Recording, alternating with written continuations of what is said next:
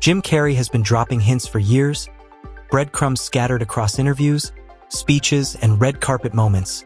And honestly, it's about time people started paying attention.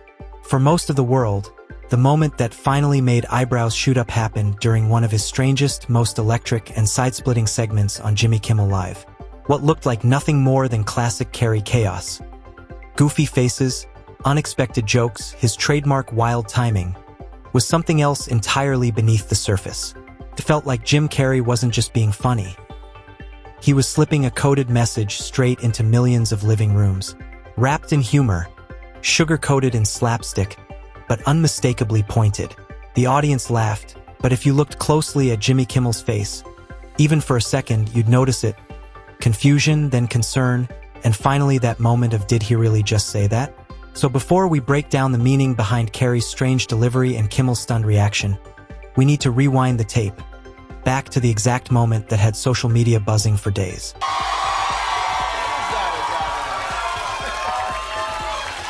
Is that a gang sign? Have you, Oh, like you don't know what it is. You don't know what that is. I have no idea. You don't know. Jimmy Fallon doesn't know. David Letterman doesn't know. We don't know. All the comics and show business don't know what this is. Right? 1 second Jimmy Kimmel was chuckling along, nodding and waiting for Jim Carrey's next punchline, and the next, his smile dropped. His posture stiffened. His eyes darted off camera like he was waiting for a producer to cue a commercial break. That shift happened fast, faster than the show's editing team could cover with a laugh track. And honestly, who could blame him? Carrey wasn't just goofing off. He was implying something sharp, something uncomfortable, something that was way too real for late night's polished bubble. No, we're not talking about secret hand signs or internet conspiracy headlines. Carrey wasn't pointing to some hidden cult. What he was exposing was quieter, subtler, and far more unsettling. He seemed to be saying, right there on the couch, that Hollywood is a glitter-covered circus, a place where the audience gets fed shiny distractions while the real stories, the truth, get ushered quietly out the back door.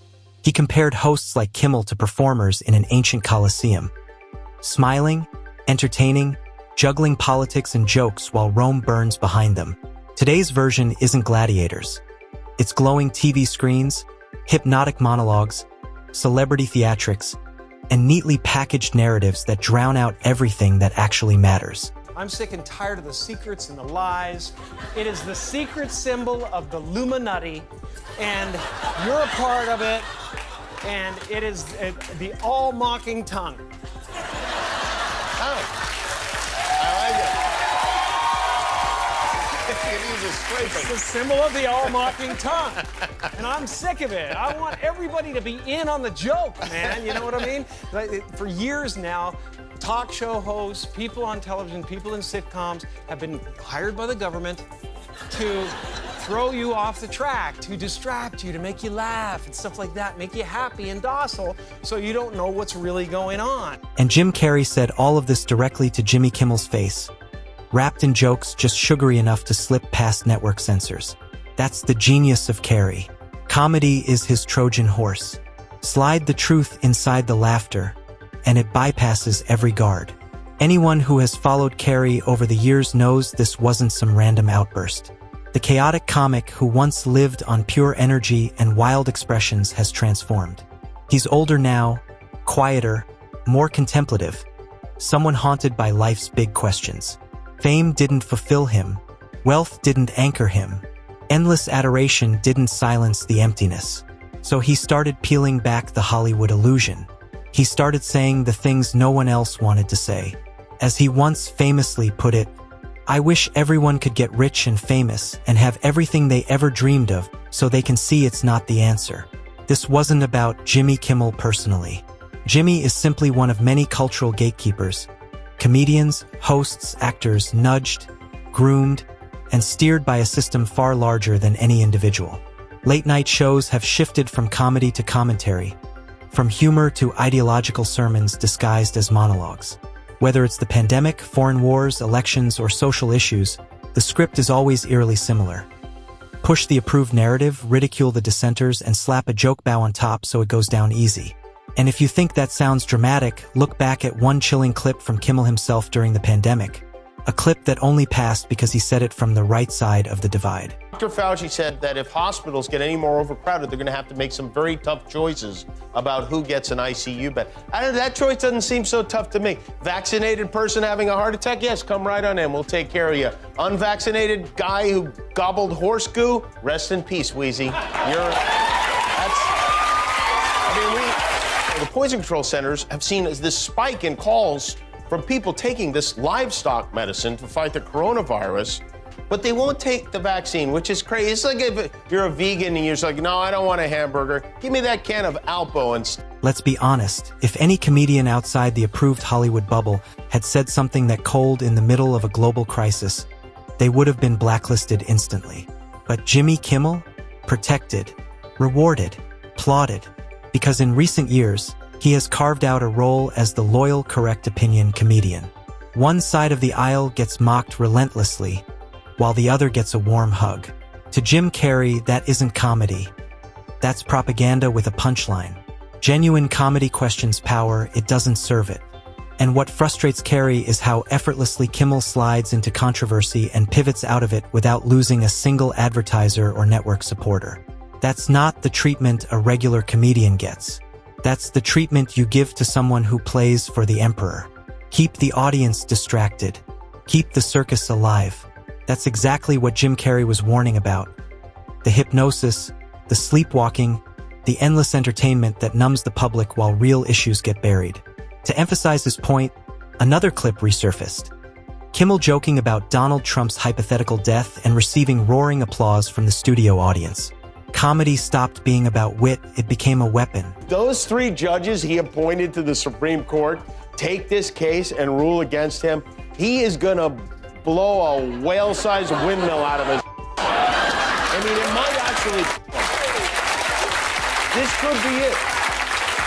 Sometimes I wonder, once Trump is gone and buried on the 18th hole of one of his golf courses, will things get better, or will we have a whole new crop of MAGA brains to deal with? And that's the tragedy of modern political comedy.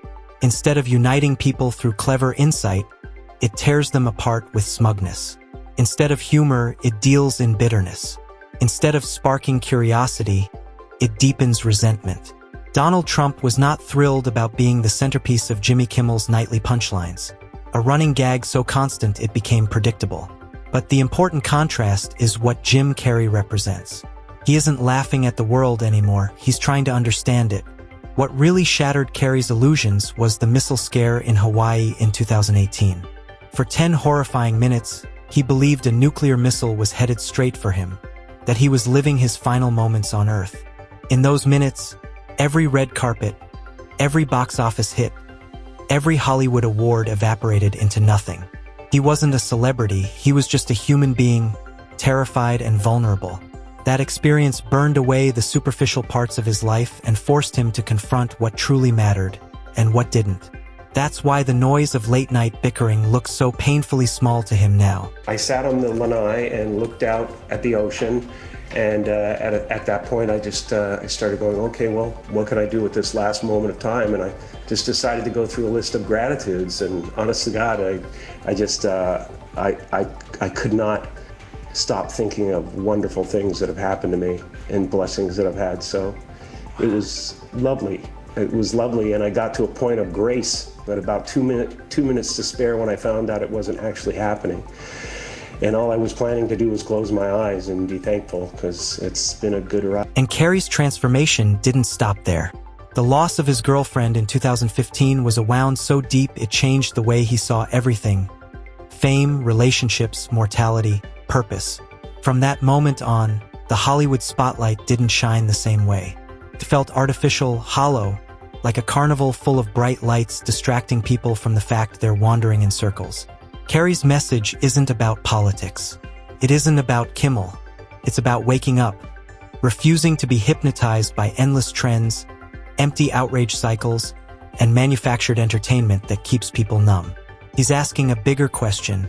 What if we stopped letting the media tell us what matters and started figuring it out ourselves? Because once you shake off the glitter, once you unplug from the noise, Once you stop letting entertainers dictate your worldview, maybe you finally see the world with clarity.